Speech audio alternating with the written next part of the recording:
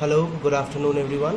Myself Postodas taking care of housekeeping at SBIHM. Today I would like to discuss about the topic new property countdown. So basically this topic deals with the do's and don'ts. Basically not the don'ts as of now, but then the do's of a pre-opening property. So what are the things basically that you need to do in terms of opening a new property as a housekeeper? So firstly, why? Because everybody knows that cost is a very big factor in this. So in that case, taking care of the cost is one of the vital part, and you need to plan and decide as to what all things you would like to buy in terms of your operations just to start off with.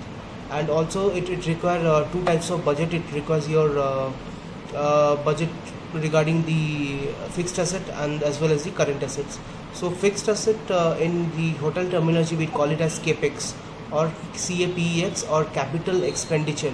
So that includes the heavy items, includes the items that we would buy once, but that would last at least for 6 to 7 years.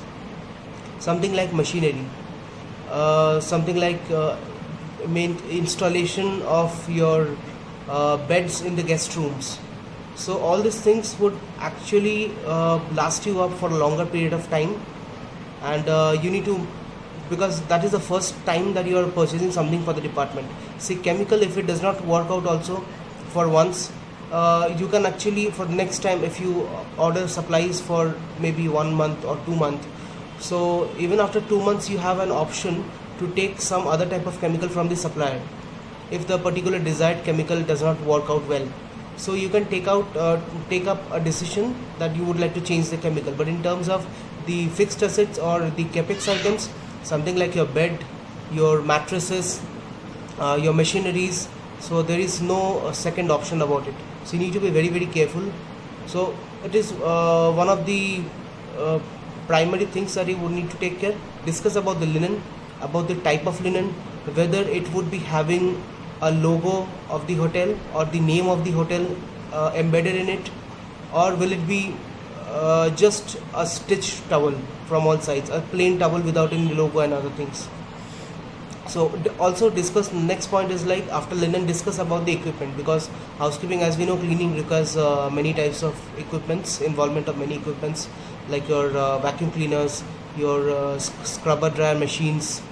Okay, there are different types of vacuum cleaners. Also vacuum cleaner is just one type of machine, and also in vacuum cleaner there are various types of vacuum cleaner that are used at various stages of your cleaning. So there are many machineries in that sense. So you need to understand what type of machinery you require for your property. So for example, if you have a huge banquet room, a huge banquet hall, so you need to understand to, and if the banquet has got a carpeted area, so you need to shampoo the carpet quite often. So if the carpet area is too large, then at least you have to have two machines for the same. One machine would not suffice your need of cleaning the carpets. Why? Because it obviously would take more of your time, and it's actually, I would say, not unuseful utilization of your manpower.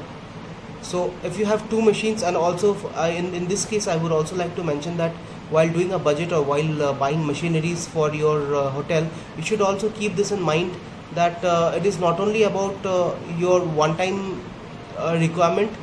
For example, if anything goes wrong or if any machinery breaks down, then you should always have an alternative at hand. It should not be like I've ordered for that material, it has got broken down, and then I've ordered for the material, I'm still waiting for the parts and the other the spare parts and the other technicians or the mechanics to come in and have it fixed. So it's a very bad idea, otherwise you will not be spared by the company's GM in that case. So you should have something at hand. You should have ample amount of linen, ample amount of supplies, ample equipments, so that if anything goes wrong, at least you have something at hand to suffice you, something at hand to make up for the loss in terms of time, in terms of your cleanliness, and in terms of the protocol of cleaning. Okay, next comes something called as a punch list, or basically called as a snag list. Now what is snag list? Like for example, if you are in charge of the rooms, so engineering department keeps mending or keeps their construction work here and there, fitting different types of fixtures, your lighting fixtures, bath fixtures and other fixtures in the room and everywhere in the hotel. So you need to, at that very given point of time, you need to have a snag list. Snagging is basically what? It's basically taking out the very minor details of a room, or maybe it's snagging can be done for any area for that matter. So maybe for example you're doing the snagging of a room, so please take out the very minor types of maintenances. Go deep down inside and find out the very minor types of maintenances that you can find out. Maybe a chip in the wall here and there, maybe a kind of a wall mark, or any nail that is being out from the flooring, or any kind of small or big things needs to be jotted down. You document it. Why? Because if you just tell them verbally, it would not make any it actually would not make any effect. There can be a possibility of two things. One is that people would not listen to you, and the other thing is that if you also say, people would rectify it and say that we had already done it. So it's always better that you prepare a snag list for the same, and mark a mail, copy CC to the other respective departments, to the GM if in case it is required, so that you have a record in black and white as to whatever is the defect that you can find out from a housekeeper's point of view, and you need to get it fixed to the by the engineering department. Okay, so this goes so this is all about the punch list or the snagging list that I was talking. Next comes your room supplies. So you need to identify what types of room supplies you would require, whether it is a business hotel or a resort hotel. So supplies, your guest room supplies also differ from its type and from its qualities. If you go to a resort hotel, you get little luxury in terms of your guest room supplies as well, but in case of your business hotel, in which almost your length of stay is 1.2 to 2 days, so you will not get as much luxury as you can get in the leisure properties. But then similarly, because the average length of the stay of the guest would be very less, so there would not be people who would be taking the experience of your hotel for a longer time. So you have to basically choose such kind of supplies which is not below the benchmark, and which is at par, but then not too much luxurious. Why? Because you are not running a resort hotel. If you are in a business property, you need to understand the needs of the traveler, or of the customers who are coming, or of the guests who are coming to the hotel.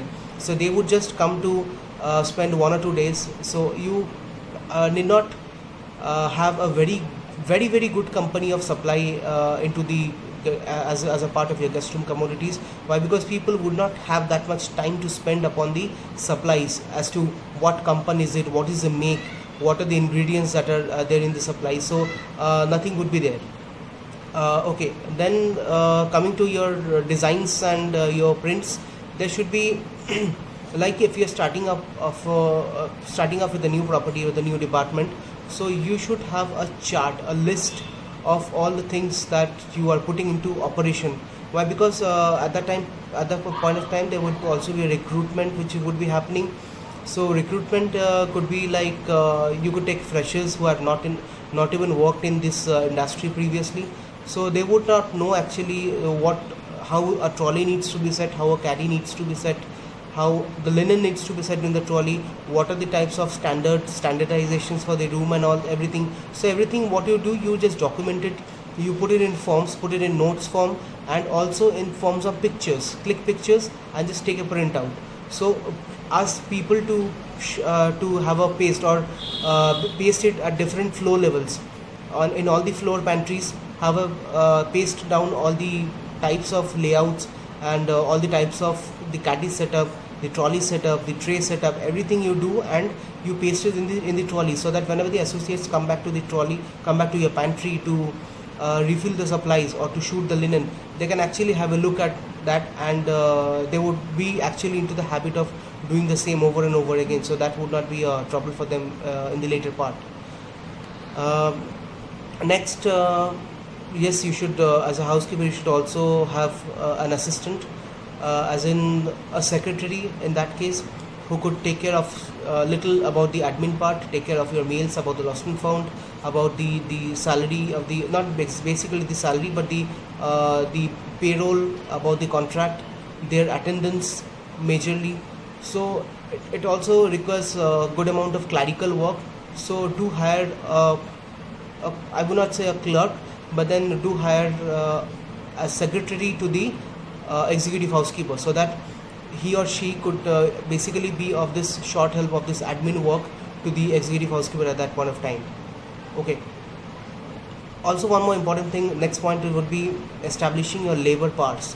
So that deals with labor power. When I'm talking about labor power, like you know that we also need to set up a linen part, that in a hotel to operation we need basically 2 par linen, 3 par linen. So accordingly you also need to have a strategic number of employees to work in hotel. For example, if you have a property of 100 rooms, you should know that to give, how many rooms should you give to each employee.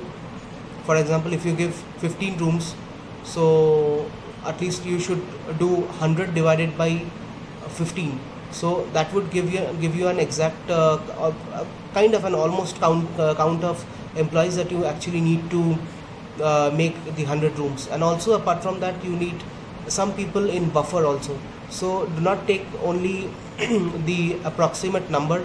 You should take at least 1 or 2 extra employees. Why? Because you need to manage their offs, you need to manage their leave. Also people might get sick or ill at different point of time, so you need to keep that in mind and hire a little more number of people.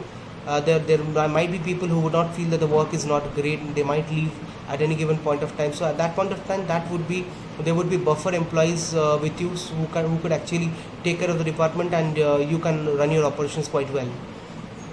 Okay, there could be use of cleaning supplies. So as I mentioned that according to your machines and according to your necessity of cleaning, you could take up the cleaning supplies, and also the regular cleaning supplies and the periodic cleaning supplies. There are certain things which needs to be cleaned on maybe a monthly basis or fortnightly basis or after 3 months, and there are things which needs to be cleaned up on daily basis. So accordingly you take or a requisite for the supplies. Something that you require on a daily basis, please indent for more, and if you require it on maybe after 3 months, indent a less quantity for the same. Okay, about review and revise of the standard. There are many changes that would occur. Like once you start off with the operation in housekeeping, there would obviously be certain types of changes. Why? Because it's a new property. You have laid down certain norms and regulations, certain rules about working in a company, but you might face some operational challenges. So for those challenges, what you need to do is you can make some radical changes here and there in keeping in the loop the HODs or your executive committee members or the excoms, like your GM, the other board of director members.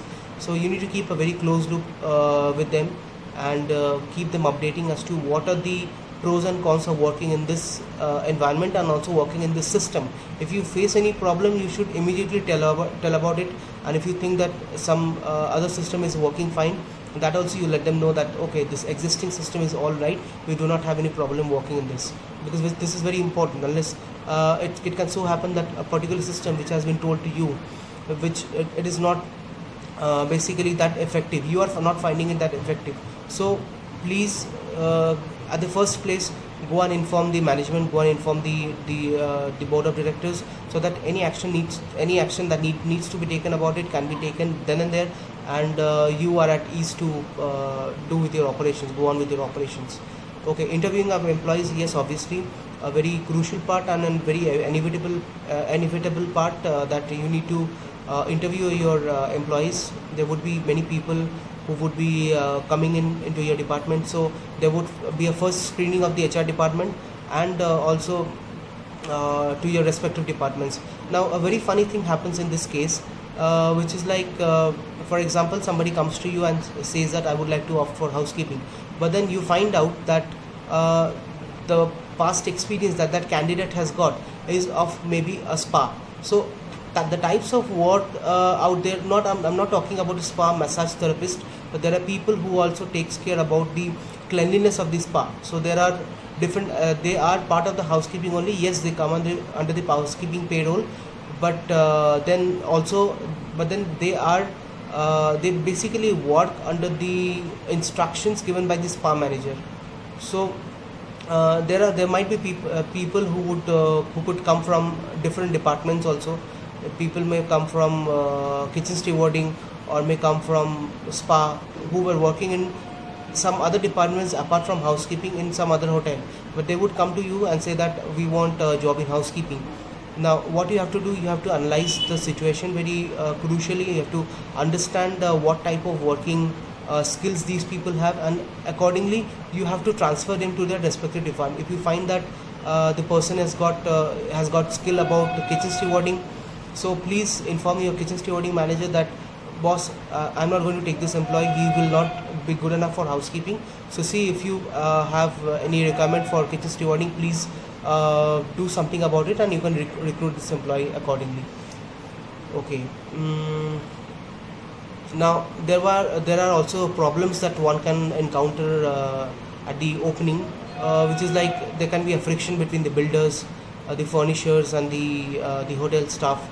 It can so happen that the people are still in the mode of construction, and you are in charge, and as a housekeeper you are in charge of cleaning that area. So what would happen is, like, after you clean a particular guest room, they would enter once again to clean up that, to basically do some kind of other maintenance work, which will eventually dirty out the room.